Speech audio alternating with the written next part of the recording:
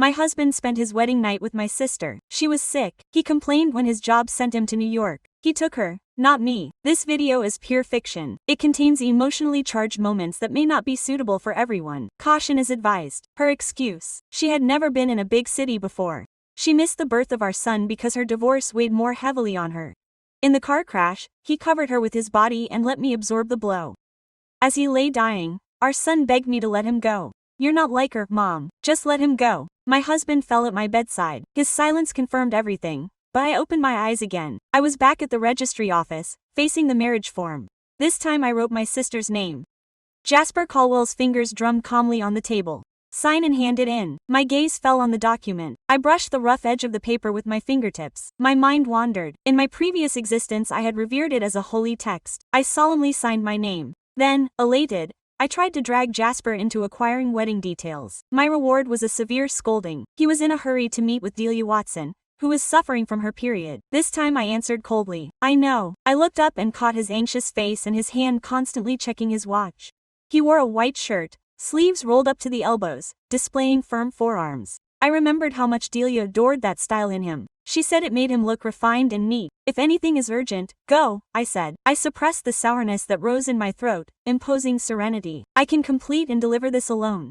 Relief lit her features and her voice softened. Don't worry, now that we are married, I will watch over you, she added. But stop being jealous of Adelia. If it gets out, it will damage her image. I didn't utter a word. In my previous life I had made countless excuses, but to him I was just an older sister, envious and mean, incapable of accepting her sweet little sister. Without another word, he turned and quickly left. I took a deep breath to calm my racing pulse, more flashes of my past bursting in uncontrollably. On our wedding night, he never returned. He claimed to be taking care of Delia, who was sick. Later, when he moved to New York, he only included Delia, arguing that he had never seen Metropolis. Even on the day of our son's birth, Jasper was conspicuously absent. He consoled Delia during her divorce. In the end, our son Arthur Caldwell pleaded, Mom, divorce Dad. He's no match for you, Adelia. Dad has suffered with you for years. Just set him free. Quote, lying in the hospital, I watched my icy husband at my side. He was silent. His silence was an implicit pact with the boy's words. I bit my lower lip until I tasted blood. No, in this existence I will not repeat mistakes.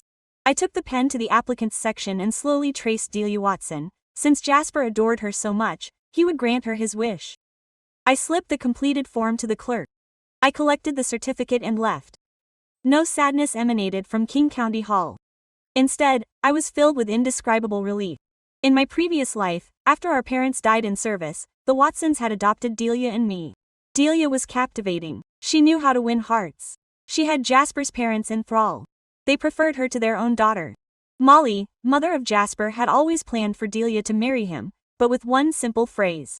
I don't want to rival my sister Delia. She persuaded Jasper to choose me. The reality was that Delia manipulated him. He was only a captain then, and she aspired to more. I stopped by Seattle University to inquire about admission and living expenses. Only then did I return home with a lighter weight. As I opened the door to Jasper's apartment, Delia's honeyed voice echoed from inside. Jasper, didn't you stay with Isabel and come back for me? She won't be upset. I can see her whenever I want, but your periods are so painful. I couldn't leave you alone. Delia's cheerful laugh turned into mock complaint. Jasper, after you marry Isabel, will you still treat me the same? Sure, he replied with conviction. Who else would I be good to? If Isabel mistreats you, I'll divorce her. My fists clenched against the burning in my stomach. Even in this life, it hurt to hear my husband talk about me in such a way. Coldness. I pulled myself together and walked in as if nothing had happened. Jasper emerged from Delia's room with slight embarrassment. I saw that Delia wasn't doing well. I came to check on her. I responded with a slight gesture and went to my room. In my past, I would argue incessantly about her undue privacy. This time I wouldn't waste any effort. Isabel called me. Let's go get some sweets for the neighbors. Let's celebrate. I looked at him in surprise, sensing compensation for my strange muteness. No need. Let's avoid formalities. He looked perplexed. He probably didn't think I would reject the gesture. Isabel,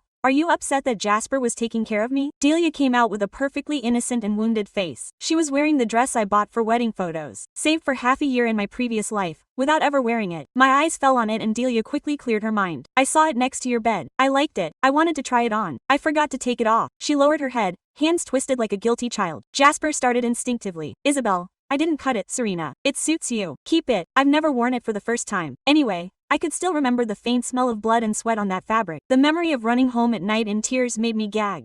As they gaped at me, I went back to my room and locked the door. I took out a folder inside, the Seattle University admissions card. In my past, I yearned for Seattle because of its dream program in finance and economics. I dropped out of school to support Jasper, staying to take care of his parents. This time the chance persisted. I would live for myself. I looked at the calendar. Only 10 days to go. Time was of the essence. Every moment counted. A loud knock at the door shattered my focus. I opened it impatiently. Jasper there with a bowl of noodles. Gentle tone. You must be hungry. I made you instant noodles. For a second, I was surprised. In my past life, he was always icy or dismissive. He spoke harshly. It had been a while since Jasper had been so attentive. No, thank you. I ate out. You ate out, but you always avoided spending. His words surprised me, right? She was thrifty, saving every penny from part-time jobs for him. Now, with college, expenses were piling up and every penny was being managed. I looked at him and said, "Don't worry. I remember giving you money for your wedding days ago. You didn't buy anything. Give it back to me." Quote. He froze for a second and explained awkwardly, "I used that on some Yimachu for Delia."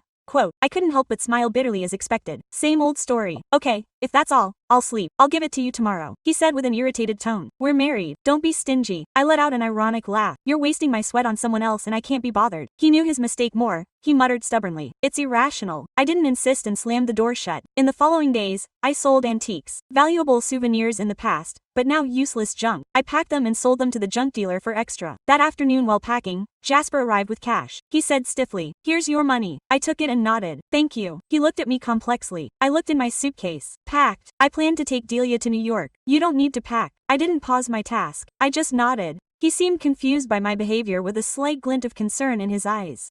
What's wrong with you these days? You're like someone different. I turned away in annoyance. I didn't want any more trouble, even if Jasper didn't want me. If he found out that the name on the marriage certificate was Delia's, he would probably divorce her for his own benefit and then come and join me. I didn't intend to get entangled with that detestable couple again. It's nothing. I just want to sort out my belongings. When you're in New York, I'll go back to our little town in Oregon. He sighed in relief and clarified, "It's not that I don't want to take you. It's just that Delia has never been to New York and wants to go. I'll take you there in a few months." I nodded absently. In my previous existence, he hadn't come for me for 8 whole years. It was only when Delia married the son of an important general in New York that he, in his desperation, finally picked me up. He looked at me uneasily. Usually, when we were alone, I would chatter incessantly. Now that I barely spoke, he was the one who felt uncomfortable. "Didn't you want wedding photos? Let's go to the studio tomorrow." That wouldn't do. I had planned to get supplies for college the next day.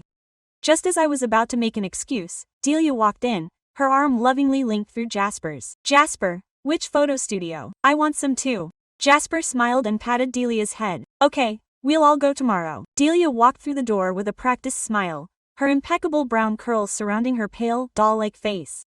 She wore my dress as if it had always been hers. She walked over to Jasper and linked her arm through his as if the gesture weren't a stab. "Jasper, which photo studio? I want some too," she said, tilting her head, her eyes shining with feigned innocence. He watched her with a mixture of tenderness and nervousness. I watched the scene from the doorway, gripping the handle of my still half-open suitcase. My heart was pounding not with anger or envy, just with an odd clarity. "What a great idea," I said quietly. "It'll be lovely to have a memento of the two of you." Delia blinked. Jasper watched me with a hint of watchfulness in his dark eyes, as if he sensed a trap. "Are you coming too?" she asked, feigning excitement. Of course, it wouldn't be a family session without me, would it? 3 hours later, we were in the small studio downtown. A woman with gray hair tied back and glasses hanging from a chain greeted us in a warm voice. The photographer was a man in his 50s, slightly balding, with a short beard and a weary look. "The bride and groom?" he asked, looking from Jasper to me. Delia stepped forward, squeezing Jasper's arm. "It's me. She's the sister." A pause. The photographer raised an eyebrow in confusion but didn't probe further. Jasper looked down. I didn't bother to correct her. Let the world see what I'd selected. We took the photos. First the 3 of us, keeping a polite distance between us. Then I asked them to take a couple's photo. Delia laughed nervously but accepted. Jasper hesitated. "Come on," I said, looking at him. "If you're married, you should have a portrait together." The words hung in the air like a soft poison as the flash illuminated their faces. I stepped away from the white backdrop and headed for the bathroom. I closed the door, leaned back against the wall, and exhaled. I looked at myself in the mirror. The woman staring back at me was no longer the same. My reflection no longer begged, only watched. When I came out, I was offered to take pictures of myself. I accepted. I wanted a picture of this new version of me. I sat up straight, my chin high. The photographer looked at me differently. No longer as an extra. He gave me a small smile. "Name to label the photos?" Isabel asked. "Isabel Watson." "No, Caldwell, not anymore." When we got back to the apartment, Jasper suggested we have dinner together. I waved it off. I locked myself in my room. I took the envelope with the marriage certificate stating that Delia Watson was Jasper Caldwell's wife and placed it in a fancy envelope. The next day, while they were asleep, I left it on the living room table with a short note. "This belongs to you. I didn't sign it." He would know who it came from. Del stumbled in the doorway just as I was leaving the kitchen. The narrow heel of his shoes bent with a sharp crack that echoed through the hallway. "Ouch!" he groaned, clutching the door frame. Jasper's shoes were broken. I looked at his feet. He was wearing his ivory patent leather jimmiaches with crystal beads, the ones I had unknowingly helped buy. With the money I had earned folding clothes on the night shifts, the same ones Jasper told me were for the wedding stuff. The left heel dangled, broken off at the root. Jasper appeared seconds later in a white t-shirt and cotton pants, his unshaven beard giving the impression of carelessness, and he bent down quickly, inspecting the damage. "Are you okay? Did you sprain something?" Delia pouted like an actress in public. "They just hurt a little. They were so pretty. Do you think we can fix them?" "I'll try, don't worry," Jasper murmured, pressing a kiss to her forehead. I set a mug on the counter and watched the scene in silence. The perfect facade was starting to crack, as was that heel, the symbol of their union based on lies and convenience. "Where are my brown sandals?" Delia asked suddenly, turning to me. "The ones I left by your bed." My smile was brief. "I donated them. They were next to a bag I'd marked for the shelter. I assumed they were part of that." His expression froze for a moment, barely perceptible. Then he nodded. "Sure, it's okay." After breakfast, Jasper followed me to the room. I sat on the edge of the bed, mentally going over the expenses I had left to spend on moving. I didn't look up when he stopped at the door. "Isabel, you've been very different lately." I said that without rancor. "For better or worse." He rubbed the back of his neck. His hair was a little longer than usual, messy, I don't know, colder, maybe more distant. "I guess that's what happens when a person starts thinking for themselves." Jasper didn't respond. I saw his brow furrow as if he wanted to say something else but couldn't figure out how. Finally, he dropped an envelope on the dresser. "Here's the money you asked for. Just enough." I took it without looking at it. "Thank you." He stood there waiting for something, a reaction, a spark of the old Isabel who used to fill the air with explanations, apologies, hope, but that woman was gone. I got up and began to fold my things, the small objects, the notebooks, the pendant I never got to wear. It was a ritual. Each folded article of clothing was a layer of the past that I decided not to carry with me. "I'm planning on taking Delia to New York with me, I imagine." I replied, "You don't need to pack. I'll take you later when we're more settled." "No need, I'll go back to town. I have other plans." His brows knitted together in confusion. I watched him try to understand how his brain refused to accept that I was finally out of his control. "Do you want that?" "What I want isn't up to you anymore, Jasper." He took a step toward me, then stopped. "What's wrong with you?" I'd let out a short laugh lately. "Nothing, I just stopped waiting for what never came." I left the room carrying a bag of clothes. Delia was sitting in the living room with an ice pack on her ankle. She looked up at me with a wounded smile. "Are you going somewhere?" "Yeah, to sell stuff I don't need anymore." She glanced at the bag of clothes with a flicker of nervousness. "There goes my silk scarf." "I don't know, maybe." I walked out without looking back. The sound of the broken yimichu still on the floor was the last thing I heard before I closed the door. I finished packing my books into the canvas backpack I'd worn during school. It was oddly symbolic. In my past life, that same sea peroxide carried the weight of other people's responsibilities. Now I carried only the essentials: enrollment papers, personal documents, and a new diary, pages still unfilled. The previous night had been silent. Jasper tried to talk to me. Delia locked herself in her room, and I slept lightly for the first time in days, maybe the first time in my life. I woke up before the sun.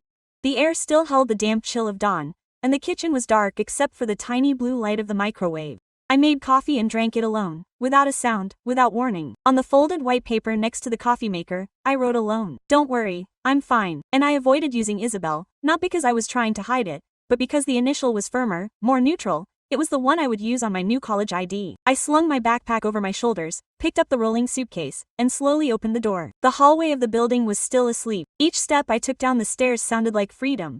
I sat by the window and took a deep breath. The bus was leaving in 20 minutes. The ticket was off. My destination, Seattle. I had a small room near campus shared with two students who knew nothing about me, and that was exactly what I needed. As the sky lightened, I pictured Jasper's face when he woke up and found the apartment empty, the bed made, my paintings missing from the wall, the cups he used to use, all washed and put away, no drama, no goodbye. Around noon, my cell phone vibrated insistently. Several missed calls from Jasper, Delia, and even a number I recognized as his mother's. Molly Caldwell, the one who never raised her voice, but whose words weighed like lead. I didn't answer. I responded only with a short message. I took another route. "Don't look for me." I put the phone in my pocket and rested my head against the glass. In Seattle, The light had a different hue. People walked quickly, but with clear intention. I entered the modest apartment using the key under the doormat, left by the landlady.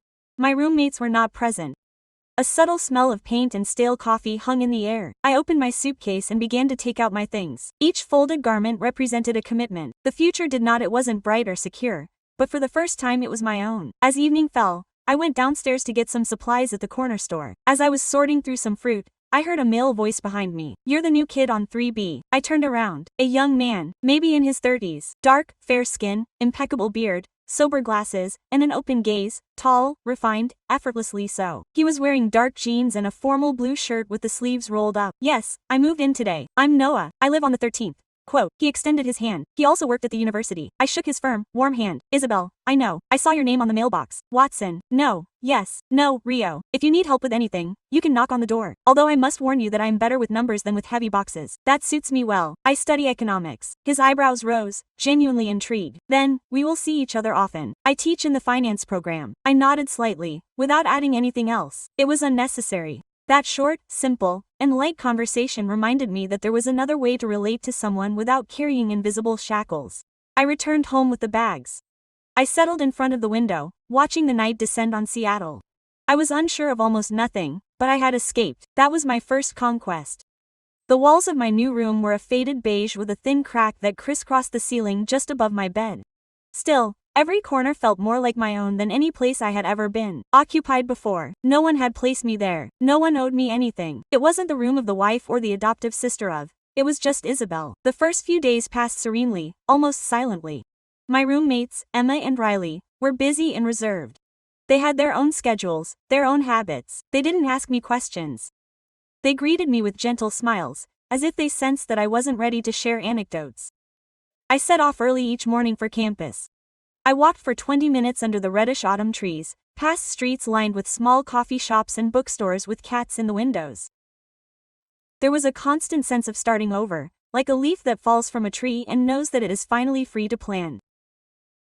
The classes were demanding: intermediate finance, microeconomics, and a subject that surprised me to find so human: consumer behavior. It was in that class that I saw him again, not Rivera. He walked to the front of the room with a calm assurance. His hair, he was a bit disheveled that morning, wearing a gray wool jacket over a white shirt with no tie. He sounded more like a classmate than a teacher, but when he started speaking, his voice filled the room. Consumer behavior isn't just about numbers, it's about fear, longing, ego, and emptiness. And if you don't understand that, you're studying economics blindly. There was something in the way he phrased it, in the way his eyes swept the room without seeking approval. I wrote down his sentences, not because of the subject matter, but because of how they vibrated. After class, I took a few seconds to gather my belongings. Noah came over to the desk. "I saw you taking notes. You're drawn to economic psychology." "I'm drawn to understanding why people act the way they do," I replied, closing the folder. He looked at me for a moment. It's rare to find someone who listens more than they talk.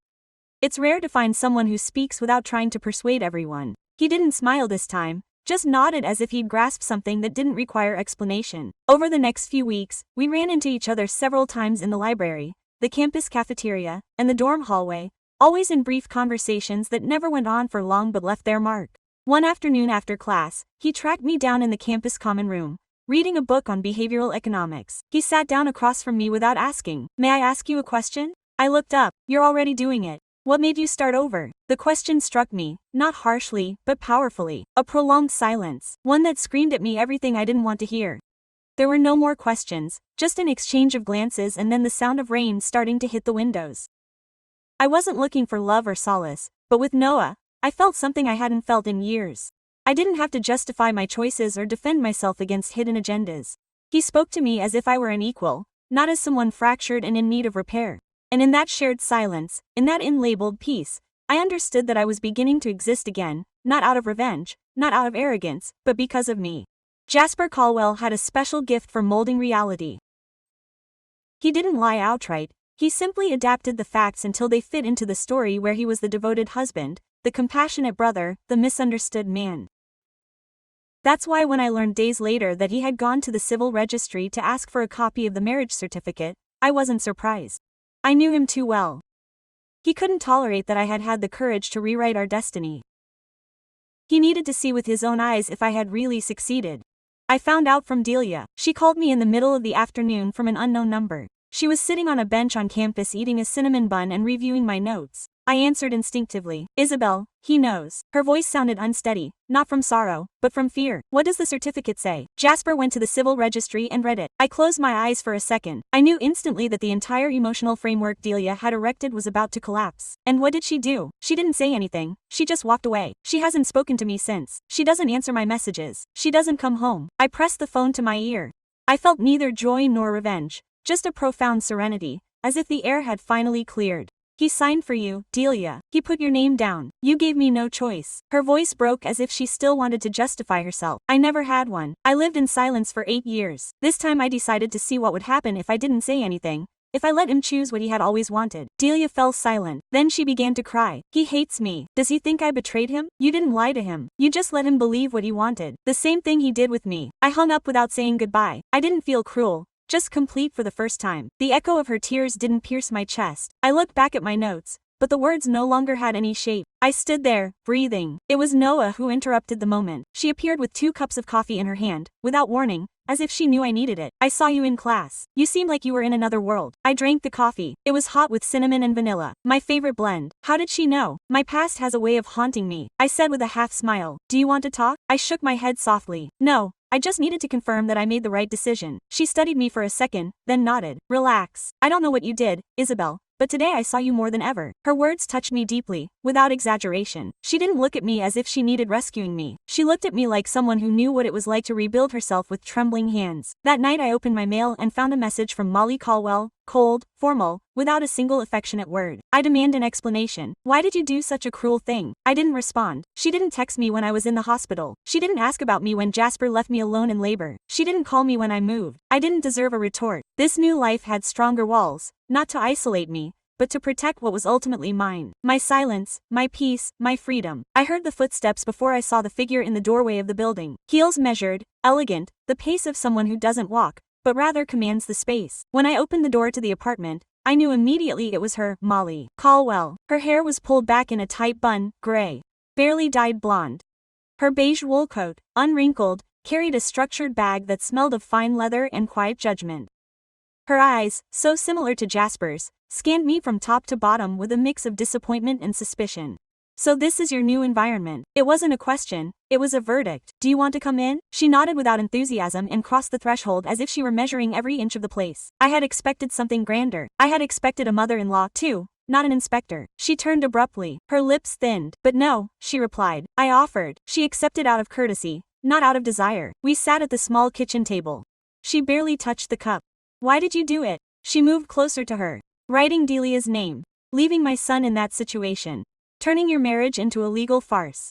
I kept my cool. My words were soft, almost indifferent. Your son signed without checking, as always. And you, Molly, always saw only what you wanted to see. A flicker of anger crossed her face, but she didn't shout at me. It wasn't her style. She knew how to hurt without raising her voice. We opened the doors of our family to you when you had nothing, and I returned the favor by taking care of your son while he took care of your favorite daughter. Silence fell between us like an axe. Molly didn't deny the accusation. She just looked toward the window. You don't seem like the same girl who sobbed when Jasper didn't come home. I'm not. She stood up slowly, adjusting her jacket with a refined gesture. Have you changed?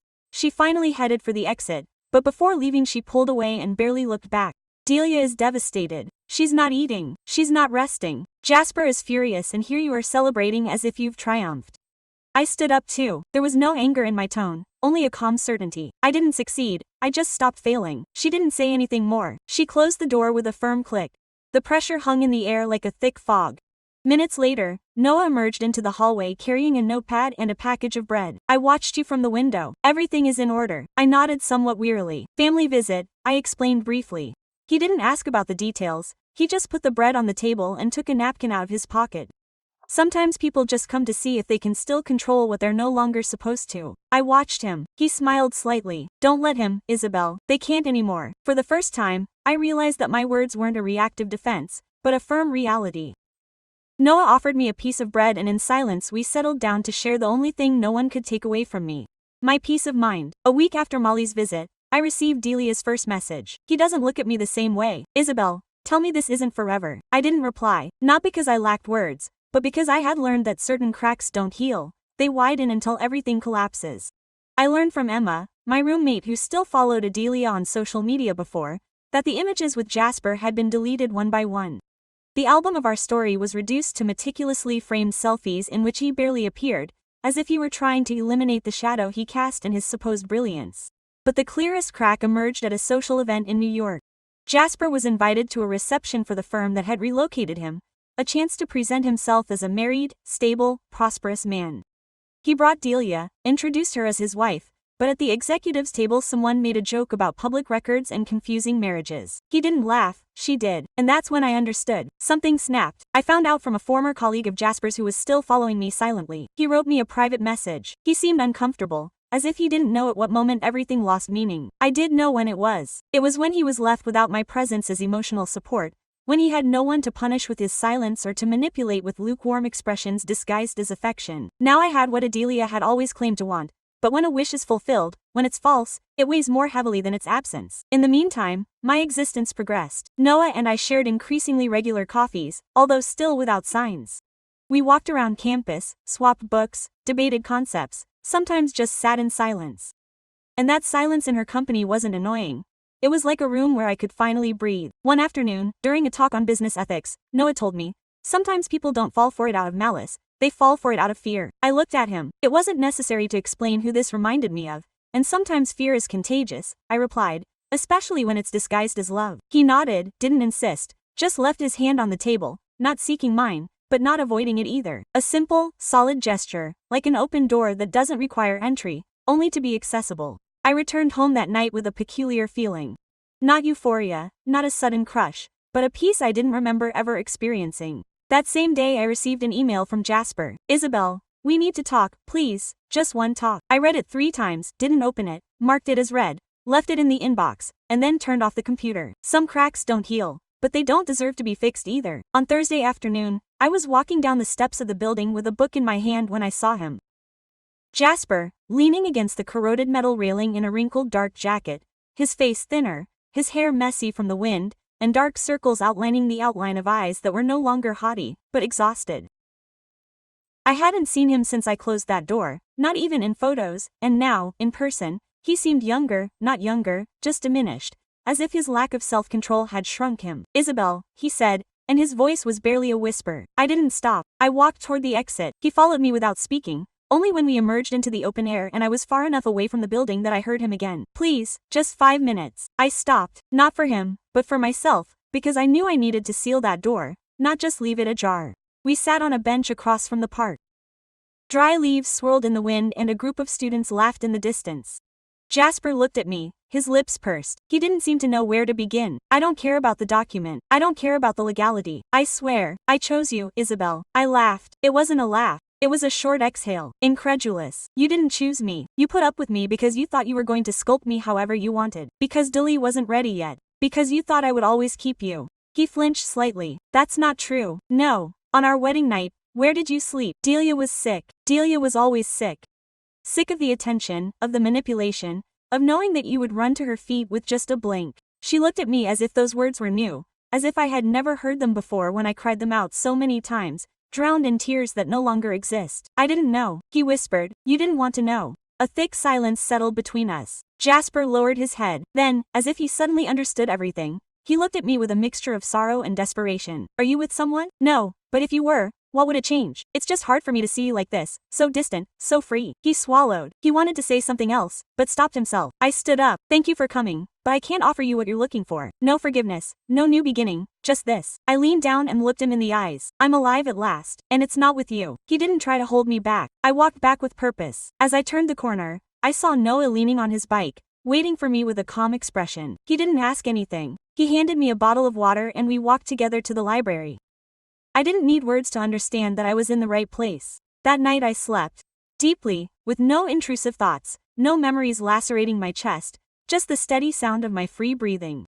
It was Saturday afternoon. The campus was unusually serene, as if the entire world had muted all sound. I was in the cafeteria of the Humanities building, reviewing an essay when I saw him enter. Noah's hair was a little messier than usual, his light blue shirt was not fully ironed, and his expression was tense, at odds with his usual leisurely gait. Do you have a moment? He asked without preamble. I nodded, and he sat down across from me, a small folder of documents in his hands. He didn't open it, just left it there. I overheard someone talking at a coffee shop today. I didn't look for it, it fell on me. My body tensed. He wasn't cautious. If something was bothering him, it had to be serious. What happened? A guy was talking to another guy about a woman he'd only been with for convenience. He mentioned the Caldwells. At first I didn't think much of it, but then he said her name, Delia. He nodded. It was his ex. He said that she left him when she learned that Jasper had been promoted. He said that she was the one who requested that the older sister be chosen to marry, just so that she wouldn't be tied to a low level. I felt my hands go cold. He said it like that. Then he mentioned that she was planning how to approach Jasper again when she thought she could move up faster, that she did it all with a victim smile. I swallowed. The folder was still there, closed like a silent threat. What's in that? Evidence. Text conversations that someone leaked. This guy printed them out so he would have them in case she tried to smear him, and he said it out loud that he didn't care if everything got out. Now I opened the folder, read it. There was his tone, his fake voice, his manipulation masked as tenderness. Jasper is not the end, he's just a stepping stone. Isabel is as easy to manipulate as a sheep. His mother adores me already. I just need to pretend for 2 more months. The words hit me in slow motion. No, I cried. I just closed the folder and left it on the table. What are you going to do? Noah asked in a neutral voice. Nothing, nothing. I'm going to let her collapse. She already started it herself. And so it was. 2 weeks later, the Caldwells organized a private dinner with local businessmen, a formal evening to strengthen bonds. Jasper, resigned, brought Delia, but that night a copy of the messages circulated discreetly among the guests. Someone had forwarded them. Molly Caldwell read them on her phone during the main course. She didn't shout, she didn't make a scene, she simply put her cutlery aside, wiped the corners of her mouth and got up. Excuse me, I'm not hungry anymore. Delia followed her nervously, but Molly didn't turn around. Later I learned from a mutual contact that Molly asked Jasper to annul the marriage. She said that for the good of the family name it was necessary to cut the falsehood. Delia tried to excuse herself, she cried, she defended herself, but this time her tears moved no one. Jasper did not console her, Molly did not protect her, and I did not find out. With joy, but with a strange dry sorrow, because in the end we all end up alone when our intentions leave us exposed. That night I settled down with Noah on the balcony of her apartment. I revealed every detail to her. She did not criticize me, she did not hug me, she only murmured. Sometimes loss is the only way in which certain individuals understand what they possessed. And I remained silent, reflecting that perhaps that was what Delia also required. Not a corrective. Empty. I signed without hesitation. My hand did not hesitate to trace each character, despite having practiced it countless times in my mind. Isabel Watson, not Caldwell, not anyone's spouse, only me at last. The court was not majestic, its cream walls peeling, the fans ancient on the ceiling and the incessant murmur of other existences being sorted, divided, initiated. It was a place like any other. And yet, to me it felt sacred. I had filed the papers that morning. The divorce process was simple, no one objected. There were no witnesses, just a document signed by me and a stamp that resonated more powerfully than any marriage vow. Delia did not appear. Jasper did not appear either. I imagine they already sensed that this was not a request, it was a resolution. When I left, the air smelled different, not superior, just more sincere, as if the city had finally accepted me as its own. He was waiting for me at the door, leaning on his bike as usual, with his faded linen shirt, his beard slightly grown, and his gaze peaceful. He did not ask anything. He handed me a bottle of ice-cold water. All resolved. Yes. And how do you perceive yourself? I thought for a moment. I did not search for pompous terms. Relieved. We began the walk along the sidewalk with no destination, just moving forward. The evening sun was touching. The leaves and everything flowed more slowly. We crossed a garden. 2 children played with a rag ball. A lady spun yarn on a seat indifferent to the surroundings. Everything was everyday and yet sublime. We settled under a tree. Noah watched me sideways. Now, what's next? I inhaled deeply. I didn't have a flawless plan and that was acceptable. To exist, to educate myself, to explore what I'm passionate about when no one is watching and to want. I looked at him with a half smile, perhaps, but this time he didn't reply to the one I selected. He didn't need to. He took a small book out of his bag, opened it down the center and handed it to me. I found it yesterday. I thought of you. It was a volume of Woman at Point Zero by Nawal El-Saadawi. I opened it and made out a handwritten note. Women who rescue themselves transform everything along their journey. I stopped, contemplating that line for a long time. Then I closed the volume with delicacy. I approached him and quietly said, "Thank you for not trying to redeem me." He didn't look at me with sweetness. It wasn't adoration, it wasn't longing, it was consideration. And in that gesture I understood that I was no longer a woman forged from suffering, but from determination. That night I returned to my home. I stored the last vestiges of yesterday in a box, the college admission letter, a picture of me when I was 17, and a tiny pin that Delia had given me at some point. I closed the box, not to erase it, but to remind myself that I had endured and that now, at last, I bore my own last name.